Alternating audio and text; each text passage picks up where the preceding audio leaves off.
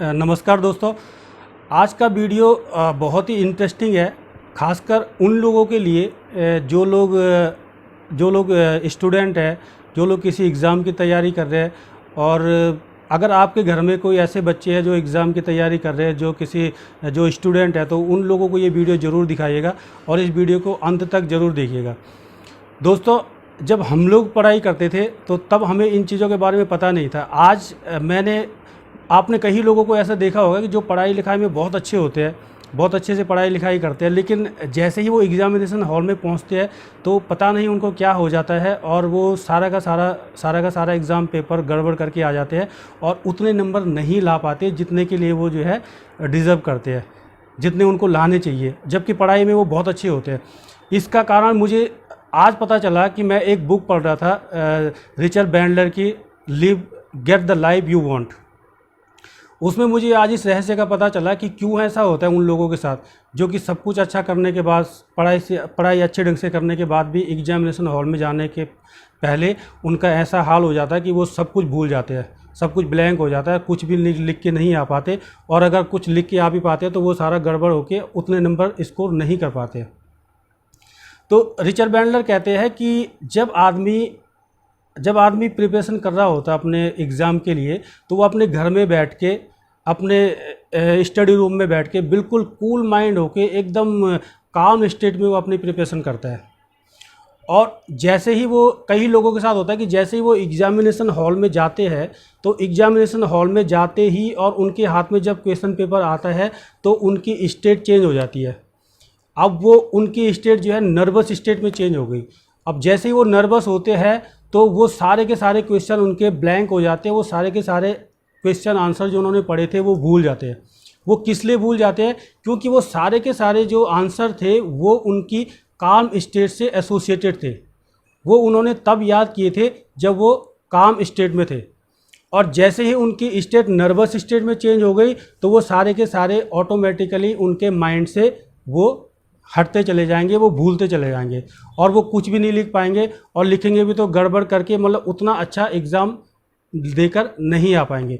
अब इसके लिए क्या करना है कि अगर आप ये लोगों को नहीं पता होती है, जब आदमी नर्वस होता है तो वो और नर्वस होता चला जाता है।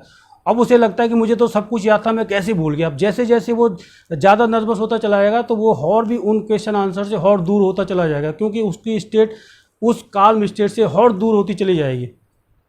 और ये आदमी को पता नहीं होता, स्टूडेंट को ये पता नहीं होता कि अब इसको कैसे वापस लाए, क्या करे।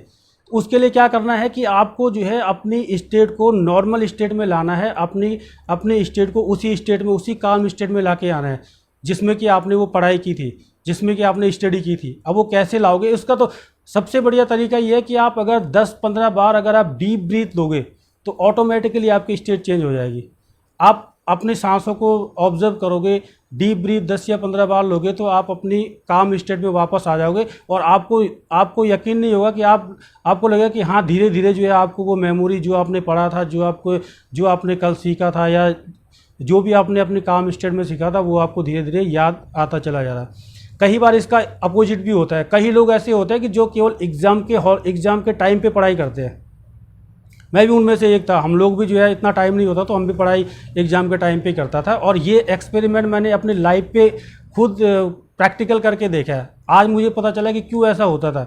तो कई बार ऐसा होता है कि हमने नर्वसनेस में पढ़ाई करी, नर्वस होकर पढ़ाई करी और अच्छे से पढ़ाई करी हमने। जैसे ही हम एग्जामिनेशन हॉल में पहुँचे तब तक हम नर्वस थे। जैसे ही हमारे हाथ में क्वेश्चन पेपर आया और मैंने पहला क्वेश्चन देखा और मुझे लगा कि यार ये तो मुझे आता है, मैं खुश हो गया। अगला क्वेश्चन देखा, वो भी मुझे आता था, मैं और खुश हो गया। अब आप गौर कीजिए कि जैसे जैसे मैं अगले क्वेश्चन देखता जा रहा हूँ वैसे वैसे मेरा एक्साइटमेंट बढ़ता जा रहा है, मेरी हैप्पीनेस बढ़ती जा रही है। अब मेरी जो है स्टेट नर्वस वाली स्टेट से और काम स्टेट में और हैप्पीनेस वाली स्टेट में कन्वर्ट होती जा रही है। अब धीरे धीरे सारे के सारे क्वेश्चन पेपर में एकदम एक्साइटेड हो गया, और जब ओवर एक्साइटेड हो गया तो मैंने क्या किया कि सारे के सारे जो मैंने पढ़ा था वो जब लिखने की बारी आई तो मैं धीरे धीरे मैं भूल गया कि कहाँ से शुरू करूँ, कैसे शुरू करूँ। वो सारी चीज़ें अपने आप ही फिर हटने लग जाती है। अब आदमी सोचता है कि क्या हो गया। उसके बाद जब दोबारा आदमी को लगता है कि यार मुझे कुछ नहीं आ रहा, अब तो कैसे लिखूँ, क्या लिखूँ, फिर दोबारा जब वो नर्वस होने लगता है तो फिर वो फिर उसको वो पुरानी चीज़ें सब याद आने लग जाती है।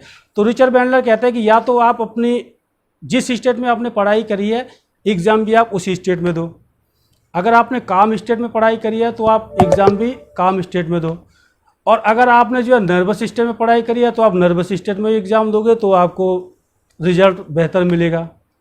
लेकिन अगर स्टेट आपकी चेंज हो गई, सारा का सारी चीज़ें हमारी स्टेट से जुड़ी होती है, अगर आपकी स्टेट चेंज हो गई तो आपका जिस स्टेट में आपने जो चीज़ याद करी है वो उसी स्टेट से एसोसिएटेड रहेगी। जब आपकी स्टेट चेंज हो जाएगी तो उसके मेमोरी पे आपकी फ़र्क पड़ जाएगा। तो आशा है आप इस चीज़ों को इम्प्लीमेंट करेंगे अपनी लाइफ में। धन्यवाद।